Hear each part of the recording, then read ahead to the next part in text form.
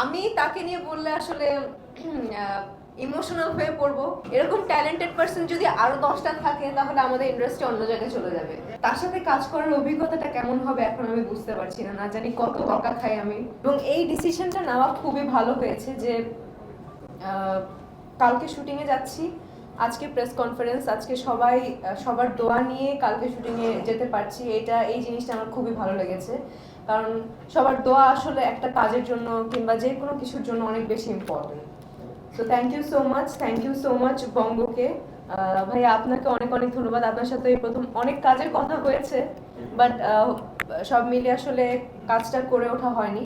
But finally এখন আমরা black money দিয়ে স্টার্ট করছি, আশা করছি বঙ্গের অনেক কাজে আমি থাকতে পারবো। এবং রাহেন রাফি ভাইয়াকে নিয়ে কি বলবো, ওনাকে নিয়ে আর স্পেশালি কিছু বলার নেই। প্লিজ একটু বলো ভালো কিছু। এক্সকিউজ মি, আমরা দুজনে একসাথে পথ চলা শুরু করেছি, তো আমি তাকে নিয়ে বললে আসলে ইমোশনাল হয়ে পড়বো, কারণ আমরা একসাথে পোড়ামন 2 দিয়ে, যেটা দিয়ে আপনি চমকে দিয়েছিলেন, পোড়ামন 2 দিয়ে শুরু করেছি, দহন করলাম, এখন ওয়েব সিরিজ ব্ল্যাক মানি করছি। তো আশা করছি ভালো কিছু হবে, কারণ রাফি পূজা জুটি আসলে অনেকেই চাচ্ছিল যে অনেকদিন ধরে রাফির কাজ করছে না, রাহেন রাফির কাজ করছে না, কিংবা রাহেন রাফির কাজ করে ওঠা হচ্ছে না পূজার। সো অনেকদিন পর, অনেক বছর পর কাজ করছি, আমার হাত পা কাঁপছে, কারণ সেই পোড়ামন 2 কত বছর আগে করেছি, নতুন ছিলাম, যেটা বুঝিয়েছে সেটা করেছি। এখনকার যে রায়হান রাফি, এখন যে তুফানি রায়হান রাফি, তার সাথে কাজ করার অভিজ্ঞতাটা কেমন হবে এখন আমি বুঝতে পারছি না, না জানি কত বকা খাই আমি শুটিং সেটে।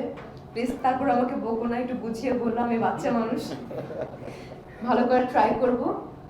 অনেক অনেক ধন্যবাদ আপনাদের সবাইকে।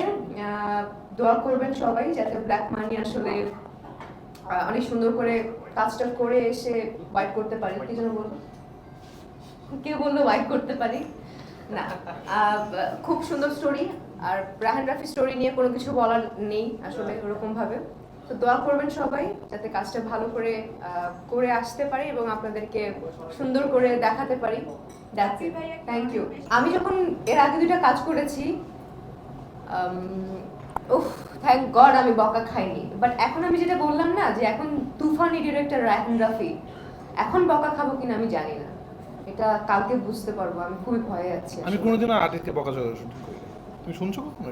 আমি শুনিনি, বাট আমি তো বকা খেতে পারি যেহেতু আমি ছোট।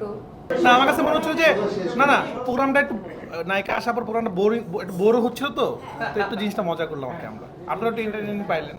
আপনার প্রশ্নই বুঝিনি নেই কি আছে আসলে। বাট তোমার কাছে ভালো লাগে নাকি? আমার কাছে রাহেন রাফির সবকিছু ভালো লাগে। রাহেন রাফি এত ট্যালেন্টেড একজন পার্সন, এরকম ট্যালেন্টেড পার্সন যদি আরো 10টা থাকে তাহলে আমাদের ইন্ডাস্ট্রি অন্য জায়গায় চলে যাবে। কিন্তু আমাদের আমাদের আমাদের হচ্ছে একজনই রাহেন রাফি, একজনই এরকম ট্যালেন্টেড পার্সন। আরো অনেকেই আছে, অনেকে ছোট করছি না, but Rahen Rafi is Rahen Rafi.